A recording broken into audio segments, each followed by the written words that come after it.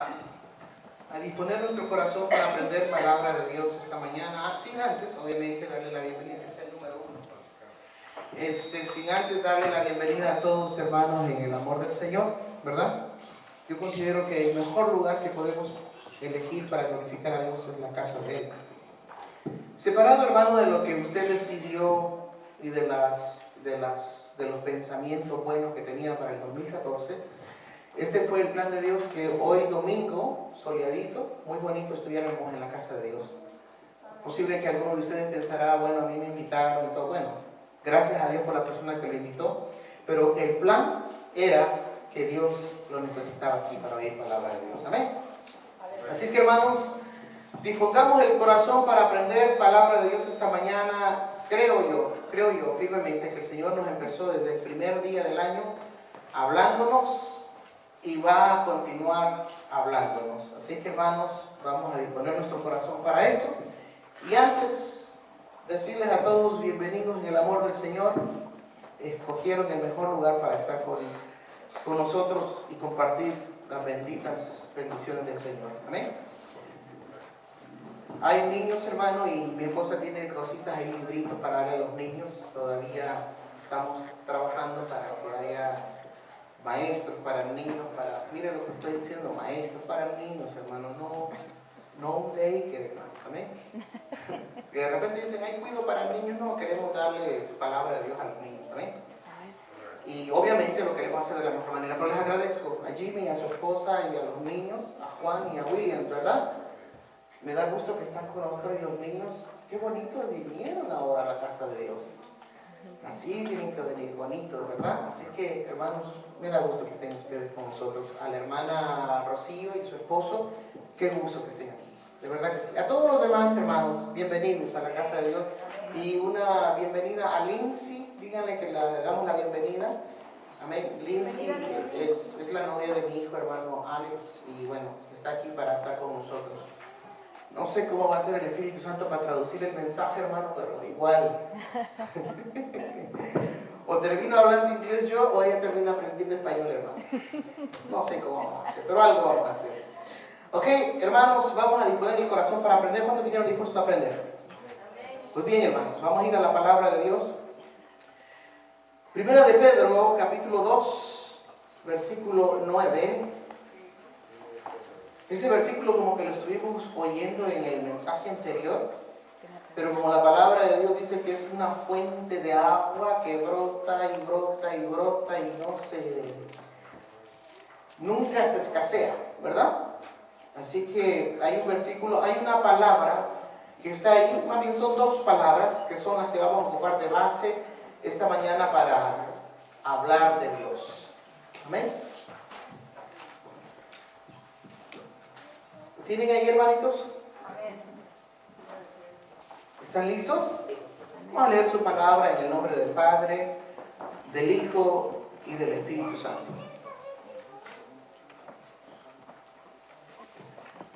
Cuando lo tengan todos también, pónganse de pie, pues, hermanos. Vamos a leerlo. Dice así: mas vosotros sois linaje escogido, real sacerdocio, nación santa, pueblo adquirido por Dios, para que anunciéis las virtudes de aquel que os llamó de las tinieblas a su luz admirable. Ahora lo leemos todos juntitos. Dice: mas vosotros sois linaje escogido, real sacerdocio, nación santa, pueblo adquirido por Dios, para que anunciéis las virtudes de aquel que os llamó de las tinieblas a su luz admirable. Pueden sentarse, hermanos. La palabra que vamos a estar marcando y martillando y lo vamos a estar repitiendo muchas veces es la expresión que dice real sacerdocio. Eso es lo que somos nosotros, no porque nosotros lo digamos, sino porque Dios lo establece en su palabra. Real sacerdocio. La expresión real sacerdocio no es cualquier palabra. Nosotros estamos acostumbrados a escuchar lo que significa o tenemos alguna idea por lo que hemos mirado de lo que es sacerdote. Pero real sacerdocio se define como una consagración activa y celosa al desempeño de una profesión o ministerio elevado y noble. Esa es la definición de real sacerdocio. Lo repito, consagración activa y celosa al desempeño de una profesión o ministerio elevado y noble. Este es el nivel en el que todos los cristianos debemos de comportarnos, de acuerdo a ese real sacerdocio. Pues bien, diré que muchas veces tenemos el concepto de sacerdocio por la tradición que se nos ha enseñado o que algunos de nosotros estuvimos allí. Tenemos el concepto de sacerdocio de otra manera. Pero el sacerdocio que Dios establece en su palabra lo encontramos desde el Génesis, en Éxodo, en Levíticos. En toda la Biblia hay un sacerdocio establecido por Dios, y los sacerdotes del antiguo tiempo tenían características sumamente especiales para desempeñar aquella labor. De tal manera que las personas que no tenían y que no llenaban estas cosas o estos conceptos, obviamente no podían servir. Ahora, hermanos, cuando la Biblia dice que Dios nos eligió a nosotros como real sacerdocio, ha sido Dios el que tomó esa decisión, y por lo tanto es necesario que nosotros vivamos de acuerdo a lo que Dios ha establecido para nosotros, reales sacerdotes. En primer lugar, hermanos, vamos a leer la escritura en el libro de Levíticos 21:16, donde Dios establece algunas de las cosas que los sacerdotes no deberían de tener. Si tenían estas cosas, eran obviamente sacados fuera del ministerio, porque esto no debería de existir en el sacerdocio levítico. Y si bien es cierto que las palabras de la ley no tienen un significado literal para la iglesia de hoy en día, tienen una lección espiritual para nosotros. Y a través de esas lecciones queremos que el sacerdocio que Dios ha establecido en nuestros días se mantenga en el 2014. Leemos palabra de Dios, Levíticos 21:16. ¿Están conmigo? Y Jehová habló a Moisés diciendo: habla a Aarón y dile: ninguno de tus descendientes, por sus generaciones, que tenga algún defecto, se acercará para ofrecer el pan de su Dios. Porque ningún varón en el cual haya defecto se acercará, varón ciego, o cojo, o mutilado, o sobrado, o varón que tenga quebradura de pie, o rotura de mano. Versículo 20. O jorobado, o enano, o que tenga nube en el ojo, o que tenga sarna, o empeine, o testículo magullado. Ningún varón de la descendencia del sacerdote Aarón, en el cual haya defecto, se acercará para ofrecer las ofrendas encendidas para Jehová. Hay defecto en él, no se acercará a ofrecer el pan de su Dios. Esa era la ley para los sacerdotes. Ahora, dijimos que la ley de Moisés no tiene en ninguna manera para nosotros una designación literal. En otras palabras, nosotros no guardamos literalmente la ley de Moisés. Jesús vino a cumplirla completamente, pero estas palabras tienen una definición o tienen una lección espiritual. En primer lugar, hermanos, un sacerdote dentro del ministerio levítico que el Señor había dado a su pueblo no debería de ser ciego. Eso era para aquel tiempo. Si la Biblia dice que nosotros somos real sacerdocio, ¿puede un cristiano del 2014 ser ciego? No debería. Hermanos míos, la definición de ciego es que no ve por estar privado del sentido de la vista o invidente. ¿Puede un cristiano ciego ver el peligro cuando se aproxima? ¿Puede un cristiano esperar la venida de Cristo? Obviamente no, porque como está ciego no mira lo que está pasando, ¿no? ¿Puede un cristiano tener visión para el 2014? ¿Puede un cristiano ver los ataques del enemigo cuando se aproximan? Si no tiene visión espiritual, no hay nada. En segundo lugar, Jesús le dijo a los fariseos, y ahí está la cita bíblica para que la tomen, le dice a los fariseos: ustedes ciegos, guías ciegos, y van a ir a caer al mismo hoyo. Hermanos, la situación para el pueblo de Dios para el 2014, Dios espera en el nivel de real sacerdocio que nosotros seamos fieles a esto. Pero no puede un sacerdote en el sentido espiritual y en el lenguaje que Dios establece en 1 de Pedro capítulo 2 versículo 9, real sacerdocio, ser ciego. Un ciego no puede guiar a otro ciego. Un ciego no puede ver el peligro. Un ciego no puede correr. Un ciego tiene limitaciones. Un ciego no aprecia su entorno. Un ciego espiritual es aquel que tiene el entendimiento entenebrecido, oscuro, viendo, no ven. No hay peor ciego que el que no quiere ver. La persona espiritualmente ciega es insensible y no ve el cambio en los demás. Una persona ciega no puede ver el cambio en los demás. Hermano, ¿podrá un ciego decirle a una persona qué bien te miras? No. Imagínense que de repente se topa Andrea Bocelli con el otro puertorriqueño y le dice, oye, me gusta tu saco. ¿Cómo le va a decir eso al otro? No puede, ¿verdad? No puede. ¿Le puede decir un ciego a otra persona, no te cruces la calle porque viene un vehículo? ¿Puede un ciego eso? ¿Puede un cristiano espiritualmente ciego apreciar el regalo de Dios y las cosas que está haciendo Dios en la vida de una persona? No puede, no las mira. Un pueblo de Dios, un real sacerdocio, no puede vivir la vida cristiana en el 2014 con ceguera espiritual. Lastimosamente, hermanos, hay problemas y hermanos míos, es una de las dificultades más grandes que el pueblo de Dios le está haciendo daño. Por años ha habido ceguera espiritual y qué pena que en ocasiones tiene que haber ceguera espiritual dentro de la iglesia. Y no nos damos cuenta de lo que Dios está haciendo. Hay personas que tienen un concepto muy errado de lo que es servir a Dios.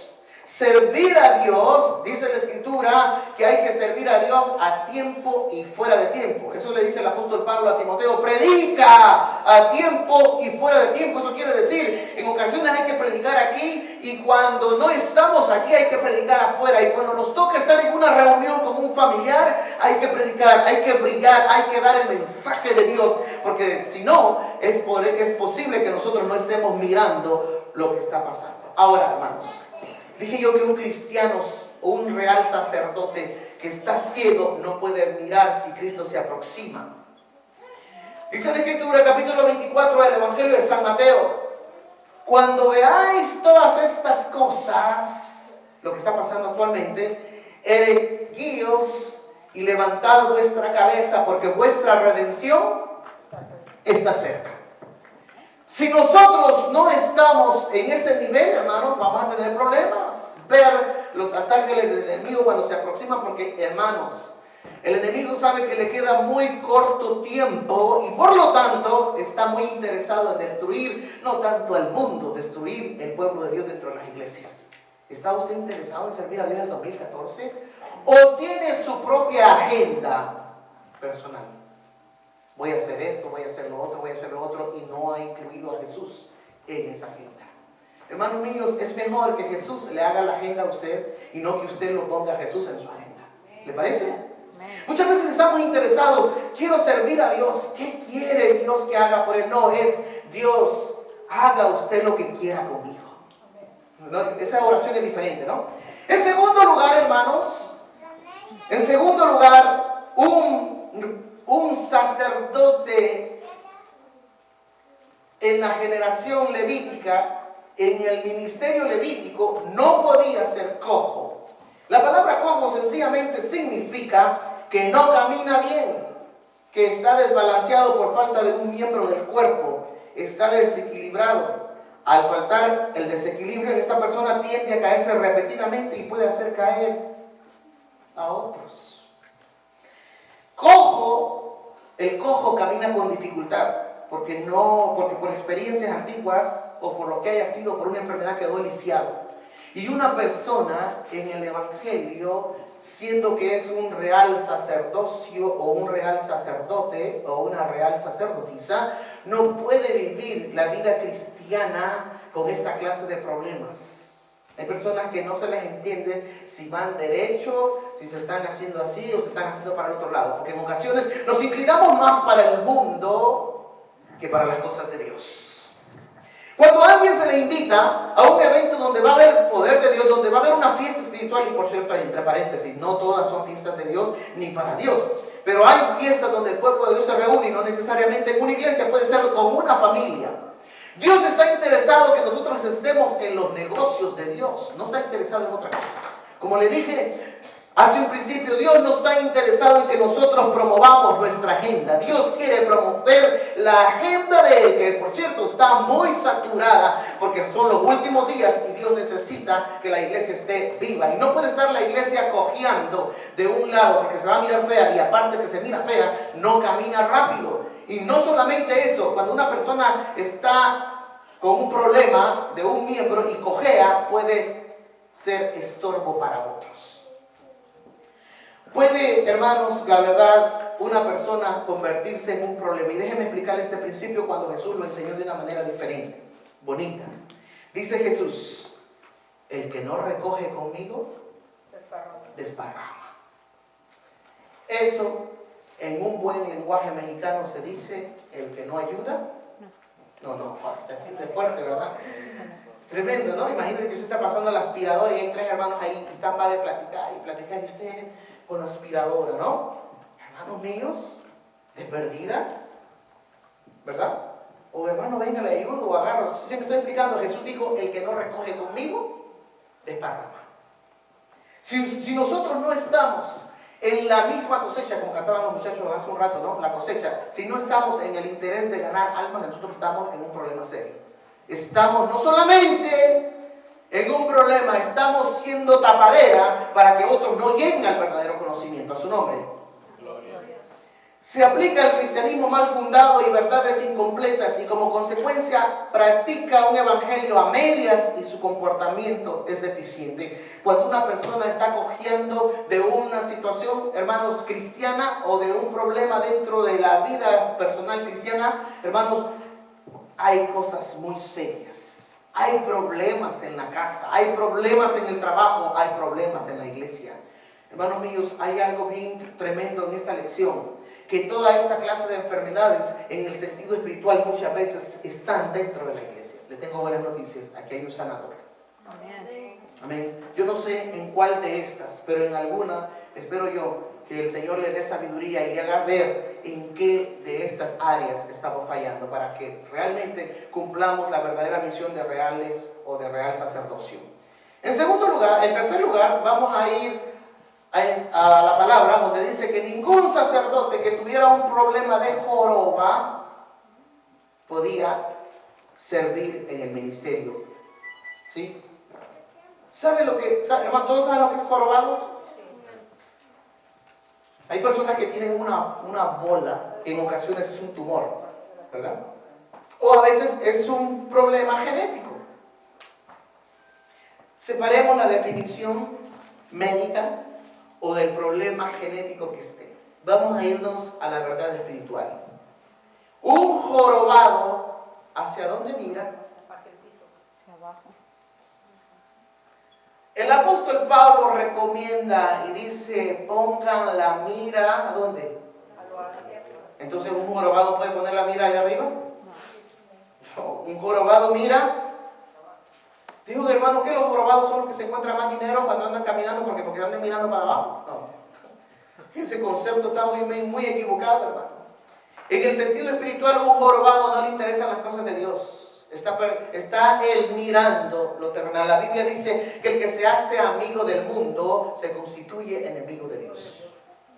Y si una persona tiene muchos apegos para estas cosas terrenales y siempre está pensando en él, en lo que quiere él y en lo que va a hacer con su familia y esto y lo otro, y siempre piensa en él, eso se llama egoísmo. Es que está mirando demasiado lo que hay aquí en la tierra y no espera la venida del Señor. El evangelio es práctico. El evangelio, más que una religión, es una relación, es una práctica diaria. El evangelio no es complicado, la gente lo complica porque cuando se da cuenta que hay niveles de responsabilidad, entonces las personas dicen, eso está muy difícil. Hermanos míos, pero es más difícil vivir alejado de Dios y una eternidad sin Cristo. A su nombre. Que tiene joroba o una bola, en la verdad espiritual, obviamente siempre está enfermo, siempre está triste. No podemos servir a Dios con cargas del pasado. Posiblemente la joroba espiritual que tengamos algunos de nosotros serían esos problemas del pasado de los cuales nunca se han podido desligar o no hemos podido desligarnos algunos. Problemas que vienen arrastrando desde hace 20 años. Hermanos míos, yo les decía en una ocasión, hablar de los testimonios y de la verdadera libertad en Cristo es una maravilla. Cuando veo a los hermanos constantemente que dicen, tengo un testimonio, yo era un vago, yo era un ladrón, yo golpeaba a mi familia, yo hacía todo esto, pero ahora soy libre en Cristo, ¿cuánto le dan gloria a Dios? Ese es un milagro. Hermano, pero cuando yo miro a las personas que dicen lo mismo y se ponen a llorar, es que yo he sufrido mucho, hermano, y empiezan a llorar, eso se llama trauma. ¿Estoy explicando? No es nada malo mencionar el pasado para engrandecer a Cristo y decir, todo eso era yo. Como dijo el apóstol Pablo, yo fui un perseguidor de la iglesia, pero ahora todo eso lo tengo por basura por amor a Cristo. Ese es un cambio. Esa se llama libertad del espíritu. Esto es servir a Dios cuando uno ha recibido una transformación en el espíritu. Eso es diferente. Pero si estamos jorobados espiritualmente, siempre tendremos la mirada en las cosas de abajo y jamás pensaremos en las cosas de arriba. A su nombre. A su nombre. ¿Siguen contentos? Porque me falta una lista, hermanos, muy larga.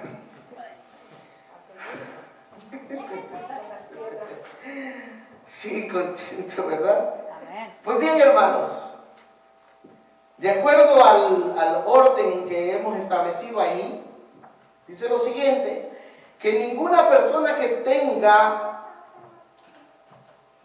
un problema que se llama ser enano, la palabra enano no necesariamente significa bajo de estatura. El enano tiene un problema genético. ¿Qué? Enanismo se llama esa enfermedad. En África hay una tribu que se llama pigmeos. El más grande, el gigante que juega basquetbol allá, me llega hasta aquí. Y eso es un problema genético. Ahora, enanismo, sencillo, una persona que no creció a la estatura que debería crecer. Ahora voy con la palabra. Un cristiano espiritualmente debe, toda la iglesia necesitamos crecer. Si no estamos creciendo tenemos un problema de enanismo. Primera de Pedro capítulo 2, versículo 2. Dice, literalmente dice, desead como niños recién nacidos la leche espiritual no adulterada para que por ella crezcáis para salvación. ¿Qué es lo que necesitamos para crecer? La leche espiritual, pero no adulterada. La que trae agua hace daño. ¿Se acuerda usted cuando compraba leche allá en su tierra y le metían agua a la leche? Y a veces se la tomaba muy a gusto y usted pensaba que era leche pura. Pura diarrea le daba a uno después, hermano, cuando se tomaba esa leche. ¿No es cierto? Hermanos, tenemos problemas muy grandes, sumamente grandes, cuando miramos que tenemos problemas. El enano no se desarrolla, no crece, no madura, no se cuenta con ellos, debido a que el apóstol, el que escribe a los hebreos, el escritor a los hebreos del capítulo 5, versículo de eso, dice, habiendo ya de ser adultos, escríbalo, 5:12 de Hebreos, hermano, al que lo encuentre más rápido, lo puede leer porque esa palabra está tremendísima. ¿Ok? Deberíamos de ya estar adultos y grandes. ¿Cómo dice, hermano? El que lo encontró primero, Hebreos. Porque debiendo ser ya maestros, después de tanto tiempo, tenéis necesidad de que se os vuelva a enseñar cuáles son sus primeros rudimentos. Hasta ahí nada más. Deberíamos de ser, ¿qué? Maestro. Maestro. Hombre, pero es vergonzoso que después de tantos años conocer el Evangelio, la gente hay que enseñarle lo más básico. Y lo más penoso es que se le pregunta, ¿y usted sabía esto? Y dicen, yo no sabía, hermano. Es que yo creo que los pastores de ellos sí saben, ¿verdad? Hermanos, necesita entrega uno. Yo estuve en la iglesia de 9 años, de 10 y de 11, y también tengo que decirlo abiertamente, que me llevaban a la fuerza, pero a la fuerza también dicen que a la fuerza no entra nada. A mí sí me entraba porque me daba un palo bien largo que me enseñaba mi mamá, y yo decía, me tiene que entrar el evangelio. Hermano, obviamente después eso cambió, hermano, eso cambió. Y yo de esa iglesia pude ver al pastor siempre interesado en enseñar y predicar el evangelio, y salieron aproximadamente 10 pastores de esa iglesia, de una iglesia chiquita, más chiquita que esta. 10 pastores que el pastor no estaba interesado en tener la iglesia más grande. Él quería que salieran los obreros los más que pudiera para que predicaran el evangelio a todas partes del mundo. Y de esa iglesia salí yo. A su nombre. Mi pastor fue un gran pastor interesado en que la iglesia no creciera en número, sino que se multiplicara predicando el evangelio. Imagínense cuántas almas se han logrado beneficiar con esos 10 pastores que salieron de esa iglesia. ¿Cuántas almas oyeron el evangelio? Si Dios no hubiera usado, si el pastor no se hubiera dejado usar por el Señor, tampoco usted tuviera un pastor predicándole aquí. De allí me sacó el Señor de ese lugar para predicar el evangelio. Hermanos míos, un enano espiritual no madura, no crece, y aparte de eso, se vuelve carga para los demás. Porque si se tiene que subir en una troca, como allá en los países de uno, pues ¿cómo se sube? Pues hay que agarrar el subirlo, ¿no? Ay, hermano. Y luego en la iglesia, ¿no? Ay, llévenme en oración. Hermano, le pido que me lleve en oración. Hermano, le pido, hermano, ¿cómo a ese reitero, verdad? Todo, hermano, llévenme en oración. ¿Por qué no me lleven en oración? Llévenme en oración, llévenme en oración.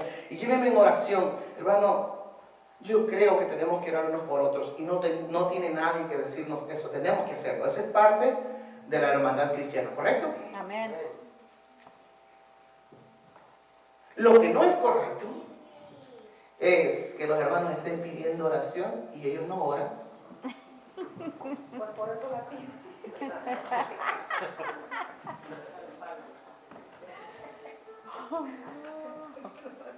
¿Sí me estoy explicando? Amén. A toda la iglesia tienen orando por ellos y ellos no oran porque son enanos. Usted dígale, hermano, pero ¿qué pasa? Yo considero, hermanos, servir a Cristo es uno de los milagros más maravillosos. Es un regalo de Dios. Y el ser bajo de estatura en el sentido literal no convierte ningún obstáculo para servir a Cristo. Cuando una persona tiene realmente interés en ver y conocer a Jesús, hace todos los medios para verlo. San Lucas capítulo 19, versículo 1 dice que había un hombre muy rico que se llamaba Zaqueo. Dice la Biblia que era bajo en estatura, pero quería conocer a Jesús. Él no se quedó pensando diciendo, ay, yo soy muy chaparrito, no lo puedo mirar porque los judíos son altos, ¿no? ¿Sabe lo que hizo? Se subió a un árbol que se llama sicómoro, se subió y cuando pasó Jesús por ahí, ¿qué le pasa? El que quiere realmente tener un encuentro con Cristo lo tiene y busca los medios. A su nombre. Amén, gloria. Dice que cuando, hermano, y que por cierto la palabra saqueo significa puro. ¿Se acuerdan de un rico que Jesús estaba predicando y llegó el rico por ahí y le dijo, Señor, ¿qué haré para heredar la vida eterna? Y Jesús le dijo, ¿conoce los mandamientos? Y le dijo, sí, todo eso lo he guardado desde mi juventud.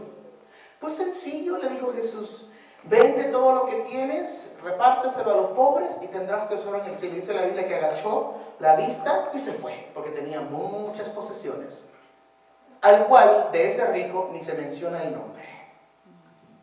Pero de Zaqueo, Jesús sí lo menciona. Dice la Biblia que Jesús vuelve la vista al sicómoro donde estaba Zaqueo y le dice, Zaqueo, date prisa y desciende, porque hoy es necesario que yo esté en tu casa. Hermanos míos, Si Jesús se invitaba solo para ir a una fiesta de un rico, yo me invito solo, hermanos.